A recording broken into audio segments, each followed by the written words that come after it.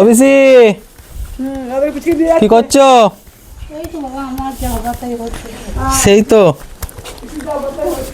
OBC বলছি যে আমার সামর্থ্য মতো, হ্যাঁ আমি অল্প তোমাকে দিচ্ছি, এটা কিন্তু দান নয়, এটা আমার ভালোবাসা, ঠিক আছে?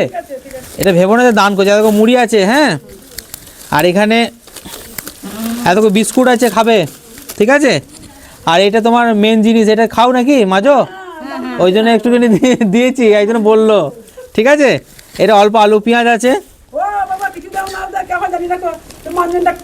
হ্যাঁ হ্যাঁ এতগো, এটা তেল আছে, ঠিক আছে, সর্ষের তেল আছে, এটা সয়াবিন আছে, আর এটা হ্যাঁ ঠিক আছে, এটা এটা চিনি আছে, এত লঙ্কা গুঁড়ি, এটা লবণ, আচ্ছা এটা হচ্ছে ডাল, আচ্ছা এটা হচ্ছে মুসুর ডাল, এটা হচ্ছে মুগ ডাল, ঠিক আছে? এটা হলুদ, এই জিরে গুঁড়ো, আর এটা চা, ঠিক আছে?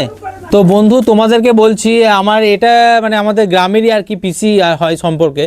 তো এনার খুব মানে খারাপ অবস্থা, কারণ এনার স্বামী মারা গেছে, মানে ইনি হঠাৎ করে এরকম হয়ে গেছে। আগে খুব সুস্থ ছিল, সবার সাথে মানে সবার বাড়ি কাজ করতো, খুবই খুবই কাজ ফাজ করতো। তো যে কী করে এটা হয়ে গেল? ধান কাটতে গিয়ে না, ধান কাটতে গিয়ে এরকম হয়ে গেছে। তো তো বন্ধু এনার মানে ছেলেও নেই, শুধু মেয়েরা আছে। তো এনার হয়তো ওই কার কাছে থাকে, এটা ও ভাইয়ের কাছে থাকে, ওনারা যথেষ্ট ওনাকে সাহায্য করেন।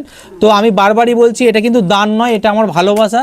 কারণ এইটুকু সামগ্রী আমি যেটুকু দিতে পেরেছি, আমার যেমন সামর্থ্য, তোমরা হয়তো অনেকেই জানো না আমি একটা দোকানে কাজ করে খাই, তবুও আমি চেষ্টা করি যে মানুষের পাশে যদি একটু মানে দাঁড়াতে আর কি।